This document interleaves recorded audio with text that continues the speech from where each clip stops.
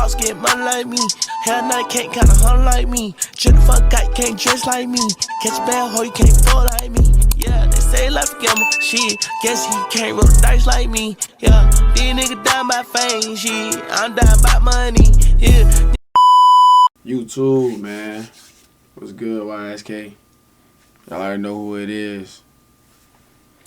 Hey, today I'm coming at y'all with a rappers who died on drill video. So I guess these are the rappers who really live what they rap. I don't know what they rapped about, but I'm guessing that they rapped about drilling and they died on the drill, so they not rap cap. So let's see who they got on the plate today. Like, I don't know who all died on the drill. Only one I can think of off the top of my head is Lil Jeff. Like, that's just the first one. So I bet that's one of the first ones they name is Lil Jeff. But we gonna see who died on the drill as a rapper. There's a popular saying that goes, live by the gun, die by the gun. This saying teaches us that the lifestyles we choose to live can often have unintended yet predictable outcomes. The subjects of today's video would come face to face with this lesson. In today's video, we'll be telling the stories of 3 rappers that died while in the act of trying to kill another person. Y'all see the one I'm talking about, Bloodhound Lil Jeff, right there all the way to the right. What I just say, I don't know who the other 2 youngins is, but before we get into the video, please be sure to like and subscribe.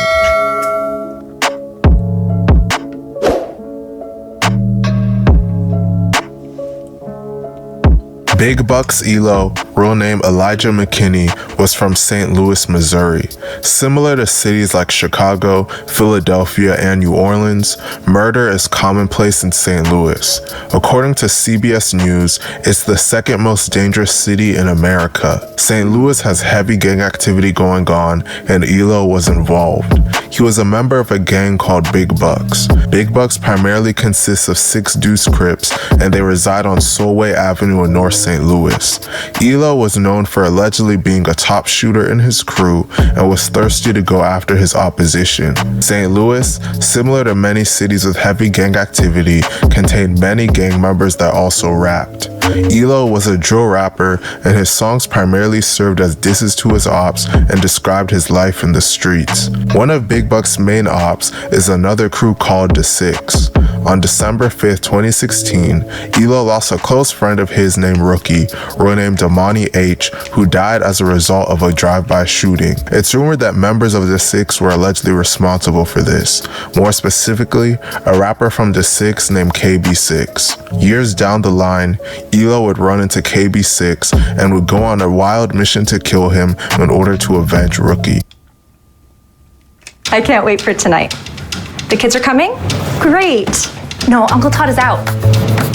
Oh wait, he's in? Chris and I broke up. We're back together. Easy Glide Extendable. that's how you know they get back ain't got no time, chat. It took him 2 years to get up with Buddy. I bet bro thought he was scot-free and everything. That get back ain't got no time. You gonna lie. 2 years though. That mission would ultimately cost ELO his life. Get to that breaking news we are covering for you in North St. Louis. Police telling us several people have been shot and 3 of them have died. This happened just before 2 o'clock this afternoon in the Walnut Park West neighborhood. On July 29th, 2020, ELO, his friend named Day Sav, real name Dejan Nearing, and another friend named J2Z, real name Joshua Emerson, were in a stolen car riding through the 5500 block of Floyd Avenue at about 1:40 p.m. ELO was the driver, Day Sav was in the front passenger seat, and J2Z was in the back. As they were driving, they spotted KB. Upon spotting him, they opened fire, shooting him multiple times. Members of the Six were in the area and started shooting back at ELO and his crew, leading to a full-blown shootout. People who lived nearby told police they heard non-stop gunshots. During this shootout, both ELO, Day Sav, and J2Z were all shot repeatedly. In the aftermath, KB, ELO, and Day Sav were all pronounced dead at the scene. KB was just 22 years old, and ELO and Day Sav were just 18 years old. J2Z, who was 17 at the time, was taken to the hospital and ultimately survived his injuries. The killers of ELO and Day Sav weren't charged, most likely due to self-defense. J2Z was actually the one charged with all three murders. He was officially charged with 1 count of first-degree murder for the death of KB and 2 counts of second-degree murder for the deaths of ELO and Day Sav. Wow. Missouri law. So they charged him for killing his homeboys. I ain't gonna lie, that's tough. Imagine if you went on the drill with 2 of your bros. Your 2 bros didn't make it back. You made it out. Now you gotta go to jail for killing them 2. Plus, oh my Lord. Ooh. Allows prosecutors to file murder charges if someone dies during the commission of a felony, even if the defendant did not directly cause the death. After 3 years, those charges were ultimately dismissed without prejudice, meaning they could possibly be filed again at a later date. The reason Jay's charges were dropped is because all of the possible witnesses refused to respond and show up to court. In the end, ELO achieved his goal of killing his bitter enemy, but suffered the ultimate consequence as a result. Blumberg Gz, real name Anthony Watson, was from North Philadelphia. He was a member of a sect called Blumberg, also known as the Black Flags. The Black Flags primarily beef with Zoo Gang, Diamond Street, and Burke Street /2418. Blumberg Gz would eventually start rapping and built a reputation for himself in the streets. Most of his songs were about killing his enemies. He was known for always being willing to go on a drill and never hesitating to fire his gun. This mentality would lead to Gz eventually getting charged with murder. On August 23, 2020, a rival gang member to Gz named Little Ranger, real name Hayward Garrison, was in the 2200 block of Diamond Street just after 1 a.m. when a gunman pulled up and opened fire. Little Ranger was struck, then he reportedly ran to the corner of Van Pelt and Diamond Street where he collapsed and was quickly picked up by a passing vehicle. While the car was driving to the hospital, the occupants flagged down a police cruiser that was responding to the shooting. Little Ranger was placed in the police car and taken to Temple Hospital, where he passed away just after 1:30 a.m. at just 16 years old. Blumberg Gz was allegedly the gunman in this incident. It is widely rumored that Little Ranger allegedly killed a Black Flag member named 40 earlier that year, and this is why Blumberg Gz allegedly killed him. Blumberg Gz was officially charged for the 2020 murder of Little Ranger in March of 2022, and he was placed on Philadelphia's most wanted list. Rather than turn himself in, Gz would go on the run. While on the run, he didn't keep a low profile. Similar to the rapper Take K, he continued to make music and post music videos on his YouTube channel despite the fact that he was on the most wanted list and the police were looking for him. Gz was on the run for over a year and was never caught.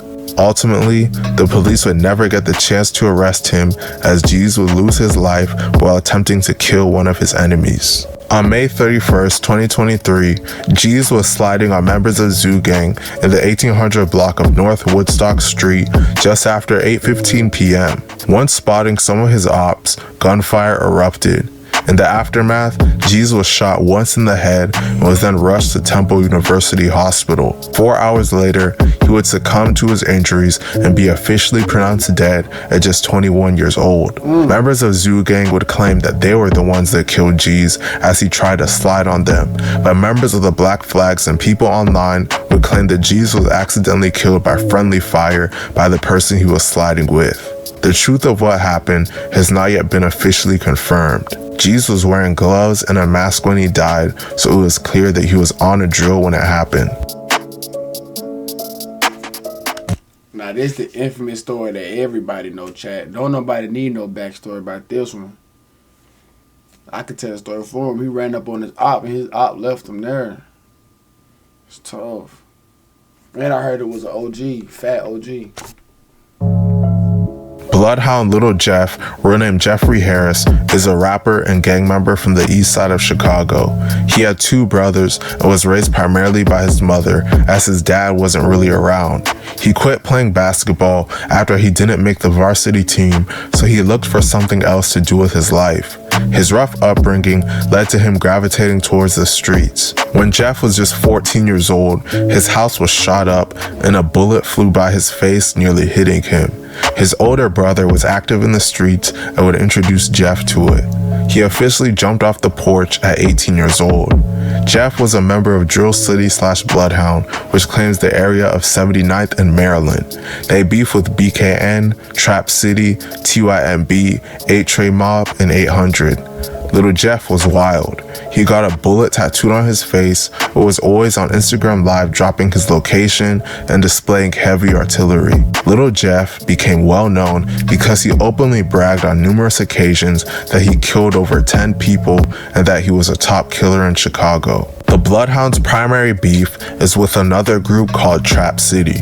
Trap City and the Bloodhounds actually used to be cool with each other, but according to an interview Trap City members did, the beef started after members of the Bloodhounds allegedly stole a chain from a Trap City member. Both sides would start dissing each other, and eventually things escalated to bloodshed. On March 16, 2023, a beloved member of the Bloodhounds named Z Money, real name Zaire Nelson, was shot and killed. It is widely believed that Trap City was allegedly responsible for this murder. Lil Jeff said in an interview that the death of Z Money made him see red and made him cold-hearted. About 3 months later, Lil Jeff would allegedly avenge Z Money's death. On June 25, 2023, a Trap City member named Leo, real name Jaleel Goins, had just got into the back seat of a Lyft ride in the 1300 block of West Taylor Street in Little Italy just before 9 p.m. when another... Ooh, they didn't do no missing. No, they did no missing. Them straight to the face, too.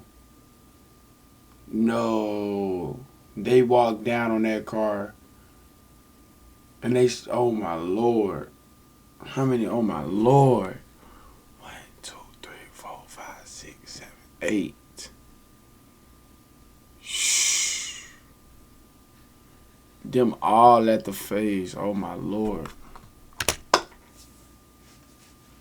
Another car approached. Someone inside hopped out, walked up to the backseat window where Leo was sitting, and opened fire.